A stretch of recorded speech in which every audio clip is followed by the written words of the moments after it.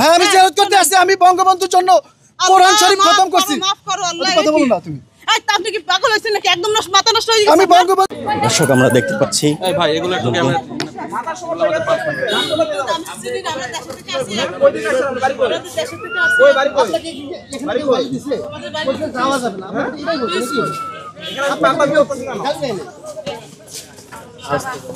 একটু বঙ্গবন্ধু বাড়ি দেখতে আসছে আজকে 15 আগস্ট থেকে যাবে না তার কবরটা জিয়ারত করা যাবে না কবরটা জিয়ারত করা যাবে না আমরা কোরআন শরীফ খতম দিছি তার জন্য এই বঙ্গবন্ধু যে দেশের জন্য সবকিছু করছে আজ তার বাড়ি জিয়ারত করতে দেবেন না আপনারা আপনারা তার বাড়ি জিয়ারত করতে দেবেন না এই দেশের জন্য সবকিছু করলো স্যারকে ফোন দেন একটা এই দেশের জন্য যে সবকিছু করলো তার কবরটা জিয়ারত করা যাবে না আজকে আমি তার জন্য কোরআন শরীফ খতম করছি। আপনি কি জিয়ারত করতে আসছেন? হ্যাঁ আমি জিয়ারত করতে আসছি। আমি বঙ্গবন্ধুর জন্য কোরআন শরীফ খতম করছি। মাফ করো আল্লাহ। কথা বলো না তুমি।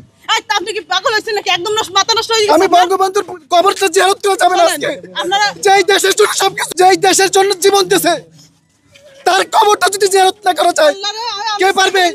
এই 15 আগস্ট তার কবরটা জিয়ারত করা যাবে না। আপনার নাম কি? আল্লাহর কাছে বিচার দেব আল্লাহর কাছে। আমার নাম মাওলানা ওলিউল্লাহ। কোন জায়গা থেকে আসছেন? আমি আসছি বরিশাল পিরোজপুর থেকে। আপনি কি এখানে কি জিয়ারতের উদ্দেশ্যে? আমি জিয়ারতের উদ্দেশ্যে আসছি আমার পরিবার সহ। আমরা বঙ্গবন্ধু তার কবর কোন পাড়ায়? তার বাড়িতে আজকে এইভাবে নির্মমভাবে 15 আগস্ট থেকে শহীদ করা হয়েছে। আমি আসি তার জন্য কোরআন শরীফ খতম করছি। দুইটা খতম দিছি আমি দুইটা খতম দিছি তার জন্য জিয়ারত করবো তার বাড়িতে। আমি তার নির্মমভাবে যারা 15 আগস্ট তার সব পরিবারে শহীদ করছে এই দেশের জন্য। ব্রিটিশরা তার এই ব্রিটিশদের বিরুদ্ধে আন্দোলন করছে। এই ব্রিটিশরা আবার এই দেশটা দখল করছে। এই ব্রিটিশ বিনিয়া শক্তি না না আমি কোনো দল করি না।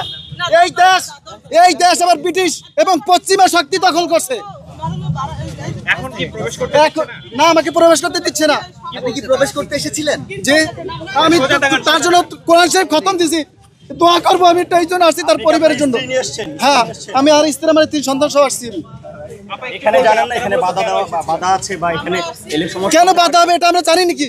সারা বছর তো এখানে সবসময় ঢুকে একজন মানুষ মারা গেছে তার কবর জিয়ারত করলে এখন কি ক্ষতি হবে? এখানে তো তার কবর না, কবর তার পরিবারের সবাই তো এখানে নির্মমভাবে শহীদ হয়েছে এই 15 আগস্টে। না না আমি কোনো দল করি না। আমি এই দেশকে ভালোবাসি। আমি এই দেশ আবার ব্রিটিশ এবং পশ্চিমা শক্তি দখল করছে। 1 মাস হয়েছে ঢাকায় আসছি। আপনি কি আওয়ামী লীগের কোনো